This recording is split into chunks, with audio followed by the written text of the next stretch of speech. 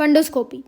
Fundoscopy is the examination of the fundus, okay, for the evaluation of the optic nerve head changings.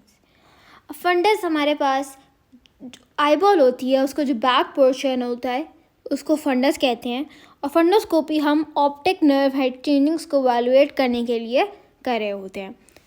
यहाँ पर normal optic disc के बारे में बताया हुआ है. पहले हम नॉर्मल ऑप्टिक डिस्क के पॉइंट्स को स्टडी करते हैं और फिर हम पैथोलॉजिकल ऑप्टिक डिस्क के पॉइंट स्टडी करते हैं कि ग्लोकोमा में ऑप्टिक डिस्क के अंदर क्या क्या चेंजिंग्स आ सकती हैं जो कि हमें फंडोस्कोपी में हम एवेलुएट कर सकते हैं. तो जो नॉर्मल ऑप्टिक डिस्क होती है इसके अंदर सबसे पहले हम ऑप्टिक डिस्क साइज़ को स्टडी करते हैं. जो ऑप्टिक डिस्क साइज़ होता है यूजली ये राउंड होता है और स्लाइटली ओवल इन शेप होती है, जिसके दरमियान में एक सेंट्रल कप प्रेजेंट होता है और पेरिफेरी के अंदर न्यूरो रेटिनल रिंग प्रेजेंट होता है. और जो वर्टिकल डायमीटर होता है इट इज़ 1.5 to 1.7 मिलीमीटर्स. अगर आप फिगर 11.9 देखें तो it's a normal optic disc, ठीक है. और इसके अंदर सेंट्रल में कप प्रेजेंट है और इसके अंदर जो peripheral neuro retinal ring present है, न्यूरो रेटिनल वेजल्स प्रेजेंट है, ठीक है. तो इट्स अ फिजियोलॉजिकल कप और उसका साइज़ है 1.5 to 1.7 millimetres. Now we will study the optic disc cup. जो ऑप्टिक डिस्क कप होता है ये फनल शेप होता है और फनल शेप डिप्रेशन होती है, ठीक है. और ये ऑप्टिक डिस्क के सेंट्रल में प्रेजेंट होता है. अगर आप देखें फिगर 11.9 में तो ये round funnel shape structure present है. इट्स अ फिजियोलॉजिकल कप और इसके अंदर जो सेंट्रल रेटिनल वेजल्स होती हैं वो पास कर रही होती हैं. आपको ये देखें सेंट्रल रेटिनल वेजल्स हैं यहाँ पे नज़र आ रही हैं और ये वाइट इन कलर है. Then we have the neuro retinal rim. ये एक ऐसा एरिया होता है between the cup margin and the disc margin, ठीक है. अब आप ये देखिए ये डिस्क है, न्यूरो ऑप्टिक डिस्क है और ये वाला ऑप्टिक कप है, ठीक है.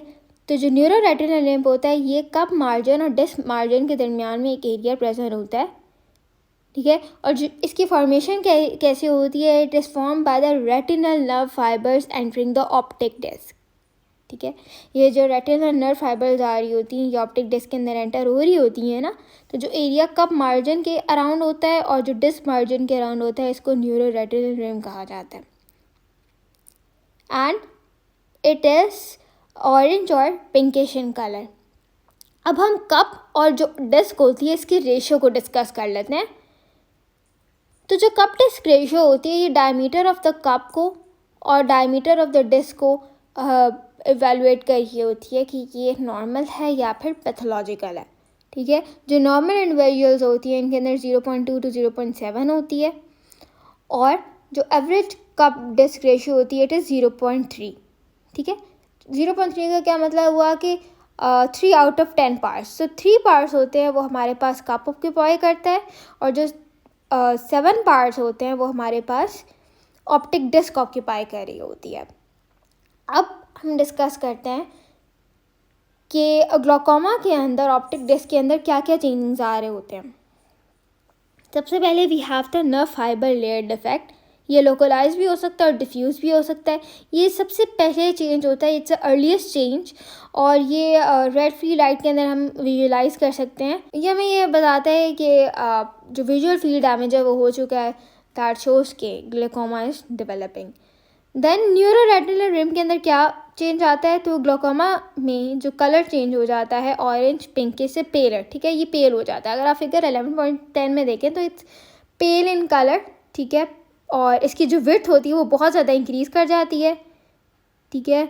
और जो नर्व फाइबर डैमेज होना शुरू हो जाता है और जो एडवांस स्टेज होती है इसके अंदर जो नर्व फाइबर होता है वो कम्प्लीटली इसके अंदर डैमेज आ जाता है. फिर ऑप्टिक डिस्क कपिंग, जो ग्लोकोमा होता है वो ऑप्टिक डिस्क रेशियो होती है वो इंक्रीज़ कर जाती है, ठीक है. जो 0.7 से अगर इसकी रेशियो बहुत ज़्यादा इंक्रीज़ करना शुरू कर देगी तो ये पैथोलॉजिकल कंसिडर किया जाएगा. अगर आप कप मार्जिन देखें तो ये इतना ज़्यादा हुआ है. फिर नेजलाइजेशन ऑफ द ब्लड वेजल्स हो जाती हैं. अगर आप देखें नॉर्मल ऑप्टिक कप के अंदर, तो जो ब्लड वेसल्स हैं वो ऑप्टिक कप के मिडल साइड पे प्रेजेंट हैं, ठीक है। लेकिन जो ग्लूकोमा होती है इसके अंदर जो ब्लड वेसल्स होती हैं वो नीडल साइड पे शिफ्ट होना शुरू हो जाती हैं। फिर स्प्लिंटर हेमरेजेस भी होना शुरू हो जाते हैं, ठीक है। ये स्पिंडल शेप हेमरेजेस होती हैं क्योंकि जो कैपिलरीज होती हैं वो इतना ज़्यादा प्रेशर इंक्रीज़ हो जाता है कि जिसकी वजह से कैपिलरीज रप्चर होना शुरू हो जाती हैं। और जो प्री पैपिलरी एयरट्रॉफी होना शुरू हो जाती है usually primary open angle glaucoma के अंदर प्रेजेंट होती है।